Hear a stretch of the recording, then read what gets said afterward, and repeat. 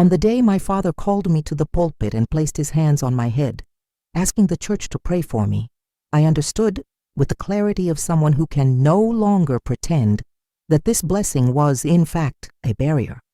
His prayer, strong and anointed, wasn't a surrender. It was a grip, a final effort to keep my soul within the boundaries he'd spent his entire life teaching. As the church members stretched out their hands and murmured in tongues, I kept my eyes closed, but inside, everything was screaming. My body was present, still obedient. But my mind was far away, drifting onto an imaginary stage, where my voice was free, where I could sing without worrying if someone would find it too worldly. My father spoke of my faithfulness, my exemplary demeanor, my life dedicated to the ministry, and I listened to each word as if they were bricks being stacked around me. He gave thanks for me being a daughter submissive and full of the fear of the Lord. But what he didn't know or refused to see was that there were nights when I cried silently after services, not out of repentance, but out of suffocation, because inside me there was a different sound, something that didn't fit into the liturgy, that didn't follow the scores of hymns, that didn't align with the verses he'd had me memorize since childhood. From a young age, I was taught that my life wasn't my own, that as the pastor's daughter I represented something greater, and for a long time I believed it. I wore long dresses, smiled when told, recited verses at the women's church meetings. But backstage, I wrote, hidden away, in notebooks tucked inside a box of boots no one touched. Lyrics about things I'd never said out loud, about feeling too much, about loving without permission, about wanting to be truly seen, not just revered as a symbol of purity. That day, when he finished praying and the church said Amen in unison, I opened my eyes slowly and smiled, because that's what they expected. But inside I knew something had shifted. The prayer didn't work the way my father intended. It didn't erase what I felt. On the contrary, it confirmed it. And in that moment at the altar before God, my family, and the entire congregation, I promised myself that for the first time, I would listen to my own voice, even if no one else wanted to hear it. That night, I locked myself in my room earlier than usual. My mother didn't find it strange. She always linked my quietness to the maturity she expected of me. To her, a reserved pastor's daughter was a saved daughter. But what she didn't know, and perhaps never suspected, was that the silence she revered was just the cover for a muffled scream. I waited for the house to fall asleep within its usual sacred routine. The soft worship songs drifting from the kitchen, the creak of the floorboards under my father's heavy steps as he went to pray behind a closed door with the Bible open, like a shield. That sound was familiar to me, almost comforting. And yet, it was within it that the feeling of suffocation grew, because everything there was predictable, safe, and oppressive. When the last sound faded, I moved silently to under my bed. I pulled out what I guarded more carefully than my prayer journal, the black-covered notebook. It was all scribbled over, with folded pages, a crumpled corner, and a coffee stain from months ago. In it were my truths, the ones I couldn't say aloud, couldn't write on the clean pages of Bible studies. My lyrics weren't light poetry. They were confessions. They spoke of the anguish of always having to seem strong, the fear of constantly disappointing someone, the emptiness of praying and hearing nothing back. There was nothing blasphemous in what I wrote, and yet everything there would be considered rebellion. I plugged in my earphones, kept the volume at a minimum, and sat with the old keyboard on my lap, covered with the comforter up to my head, like someone committing a crime. My fingers, used to typing verses to memorize, now glided over timid chords, but once loaded with a melody that seemed to come straight from my soul. I recorded it on my phone, as I did secretly whenever a song came to me fully formed. No filter, no rehearsal, just voice and keyboard. The lyrics were simple, raw. They spoke of not knowing who I really was, of the feeling of existing in a place where my presence was celebrated but my essence ignored. It was a prayer in reverse, not a plea to be fixed, but a request to be understood. When I finished, I leaned against the wall and pressed play. And there, listening to my own voice, shaky, imperfect, real, I felt an emotion that consumed me entirely. It was as if for the first time, someone had told me I could be me, and that someone was myself. I cried, not from pain, but from relief, because in that moment between a wall and a pillow, I understood that singing hurt, but staying silent was killing me slowly, and deep down, I knew. That song was everything my family didn't want me to be, and exactly everything I needed to be. In the days that followed, everything felt tighter. The clothes, the schedules, the looks, even the church where I'd grown, up running through the pews before services, now seemed smaller, as if the walls were slowly closing in around me. What used to be routine turned into surveillance. Every verse I read aloud felt like a reminder of what I was supposed to be. Every prayer my father offered for me, a subtle attempt to keep me fixed in the frame he'd painted. But I was no longer made of blind obedience, and even if he didn't notice, I'd already started to step out. It began almost invisibly. A comment that slipped out in a youth group, a song lyric someone saw scribbled in the corner of my notebook, a friend who heard me singing softly in the bathroom during a retreat and mentioned it in front of others. Small sparks that on their own seemed harmless, but that lit a warning flare in my family as if I'd set a bonfire in the middle of the altar. My father called me for a talk one night. I knew something was off by the way he closed the office door and took off his glasses with a sigh. He looked at me like someone searching for something he no longer recognized. "Rebekah," he said, "what's happening to you?"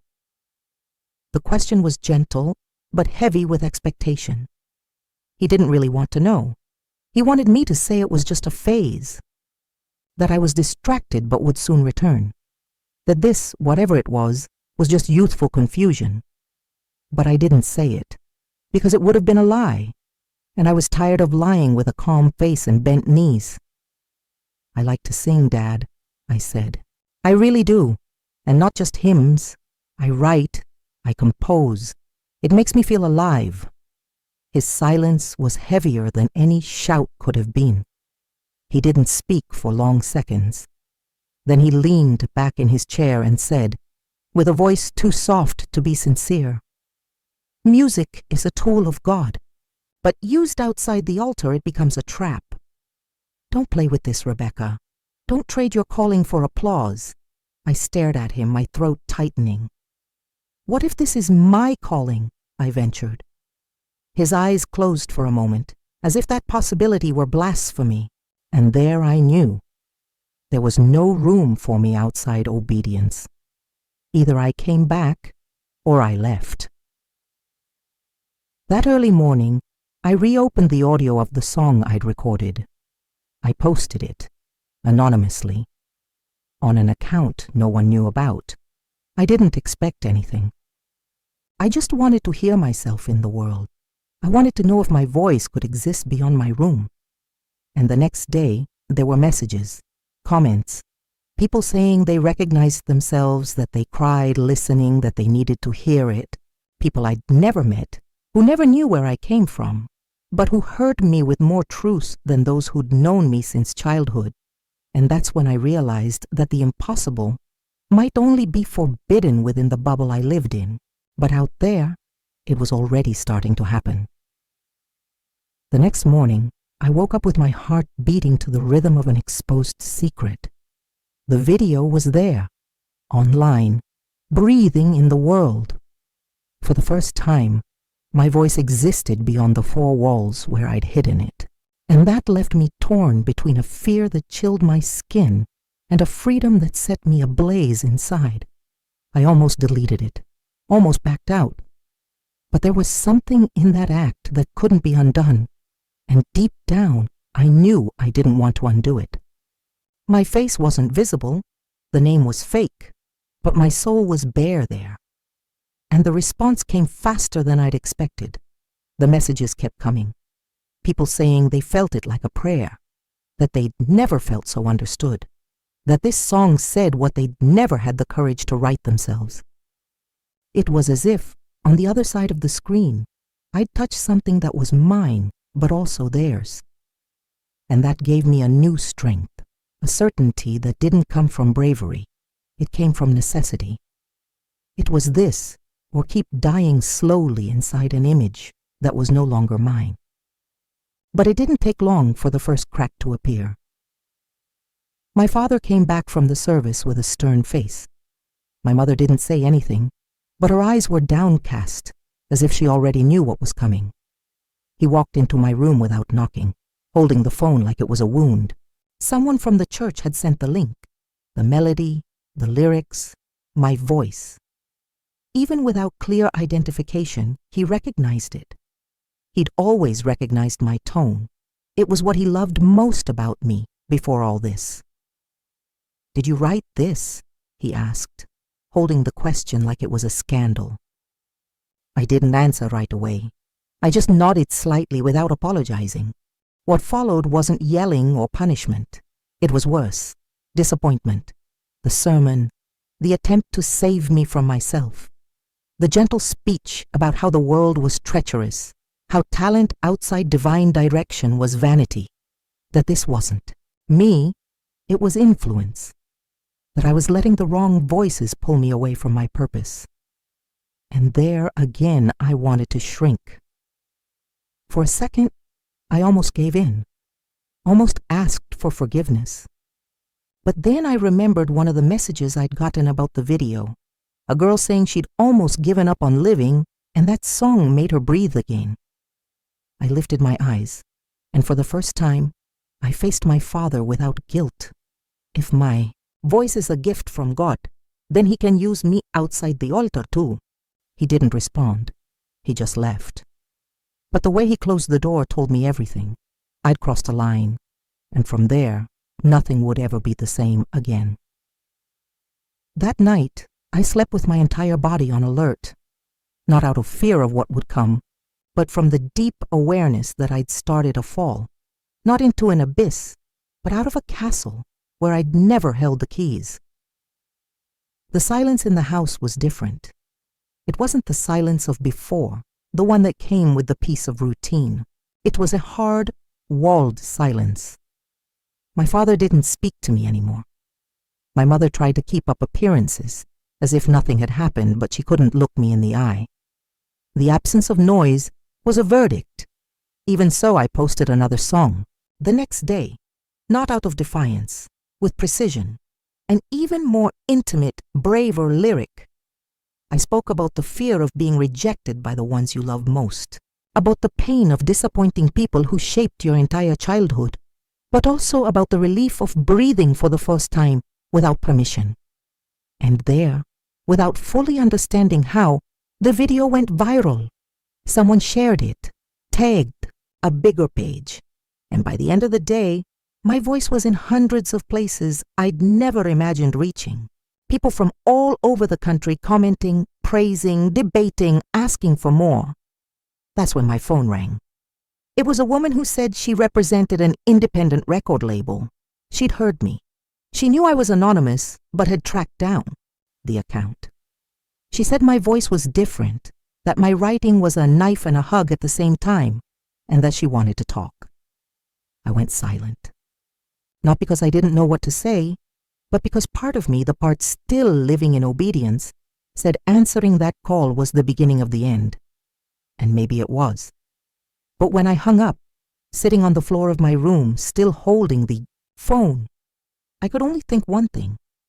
Maybe the end I feared was exactly the beginning I needed. I accepted the invitation.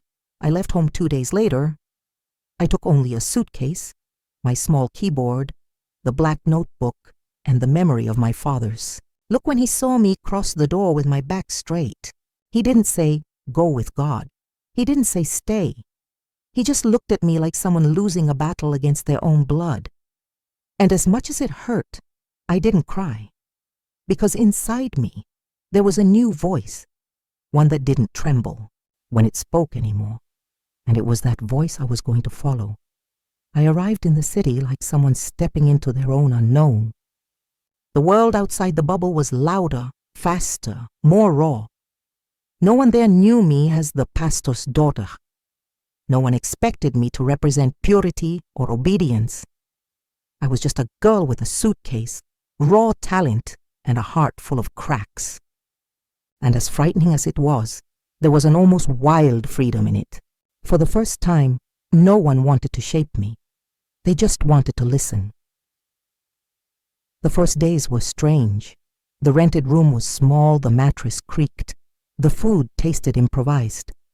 But I breathed differently, without eyes scrutinizing every move, without the constant duty to seem right.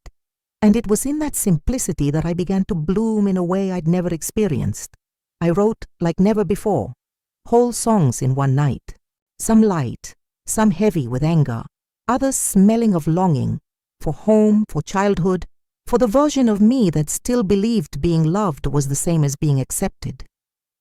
The woman from the label introduced me to other songwriters, all with stories marked by abandonment, renunciation, courage. Women who'd been called rebels just for daring to listen to themselves. And there, among strong voices, I heard mine more clearly. We started recording demos. Each song was like peeling off an old shell. I'd hear my own voice through the headphones and sometimes cry. Not because I was sad, but because, for the first time, I didn't sound restrained. I sounded whole. The response was quick, quicker than I'd expected. People were listening, sharing, writing me letters that felt like confessions. Young people saying they felt trapped in the same speeches that shaped me. Parents saying they'd played my songs for their daughters. Pastors. Some criticized me, of course, but others reached out in secret, saying my voice had touched something they couldn't name. But amid the growth came the weight. Interviews came, invitations, the chance to sing live on a national program, a real big stage, and with it, the old fear. What would they say? My parents would see, the town would see, the church would see. They'd know. There'd be no hiding behind an anonymous account, a stage name, a comfortable shadow anymore. And yet I accepted, not to defy, but to affirm. Because in that moment, with a calloused soul, a steady voice, and scars turned into lyrics, I wasn't trying to prove anything anymore. I just wanted to sing the way I was born to sing. On the day of the performance, the world seemed to shrink around me. People moved quickly. Producers spoke fast. The sound crew asked questions I answered on autopilot. But inside me, everything was suspended, as if time breathed with me. I didn't tremble. I didn't smile either. I was calm, but it was a different calm. The calm of someone who's lost enough not to fear judgment anymore. The calm of someone who goes all the way, not to beat anyone, but to find themselves fully in front of everyone, without hiding a single crack in their soul. Hours before the show, I sat alone in a corner of the dressing room and reread the lyrics I'd written weeks earlier. The song was a stitching together. Each verse, a piece of my story. Each chord, an unfinished conversation. I hadn't written it to be a hit. I wrote it because I needed to say what I could never say in plain words. It was a song about faith, but a faith that survived breaking. A faith that no longer asked permission to exist in its own way. When they called me, I walked to the stage, with slow steps, like someone carrying something sacred in their hands. The lights blinded me a little. The audience was a living shadow before me, but the microphone was a safe place. And there, standing before so many, with my eyes fixed on nothing and everything at once, I opened my mouth, and I sang. It wasn't a performance. It was a testimony. I sang with the voice I'd once hidden in my pillow, with the pain of all the words I couldn't say at the dinner table, with the love that still existed even after everything, because yes, I still loved my family. I still missed home. I still carried psalm verses in my memory, but now all of that lived in me without caging me. There was no longer a conflict between the singer and the daughter, between faith and freedom. I was all of it, and singing was how I pieced it together. The last note hung in the air for a second too long. Then came silence, and then the applause. But the applause wasn't what stayed with me. It was the message I got hours later, back in the hotel room alone, messing up my hair in front of the mirror. A number I knew well, a notification that stopped me cold. My father. A simple text. No, more commas than necessary. Your mother and I watched. I don't understand everything, but I heard and I cried. I read it 5 times, then sat on the edge of the bed, still holding the phone, and cried too. It wasn't reconciliation, not yet, but it was a bridge, and for everything we'd been through, that was miracle enough. In the days that followed, the impact grew to a size I'd never imagined. People who'd never set foot in a church said they felt something different in my music. People who'd lived in temples their whole lives, like me, wrote in secret, saying they'd always wanted to speak but never had the courage. My name started appearing in places that once seemed unreachable, and for the first time, that didn't scare me, because I knew exactly where I came from. And even more, I knew what it cost to get here. I got invitations for interviews, panels, events. Some called me ex-pastor's daughter, as if I'd abandoned who I was. Others wanted me to explain how I kept my faith even after breaking with everything. But I didn't break with everything. I broke with the lie. And that's exactly why my faith stayed, not as an obligation, but as a choice. I kept writing, recording, singing. But now, without hiding. Each new song was less about pain and more about rebuilding, about looking back without anger, just with compassion for the girl who once thought there was only one right way to live. I wasn't seeking to prove anything anymore. I didn't want acceptance anymore. What I wanted and finally had was presence. A life where I could take up my space without dimming my light. Months later, I got another message, this time from my mother. A short, hesitant audio. She called me by my childhood nickname, said she'd heard my new song, that there was something in it that made her feel God in a different way. She cried at the end. She didn't ask me to come back. She didn't say she forgave me. She just made it clear, with a trembling and true voice, that she loved me. And that was enough. Not to erase the past, but to open a new space. A space where love no longer needed to use faith's name as a shield. And then I understood. I didn't need to leave the church to find God. I just needed to leave the prison they told me he lived in. I was the pastor's daughter, the one who dreamed of the impossible. And today I'm the woman who lives it. I didn't move back to the town where I grew up. But I visit sometimes. I walk slowly through the streets that saw me grow, pass by the church with a calm heart, and if I run into someone from the past, I smile without fear. I no longer carry guilt or resentment.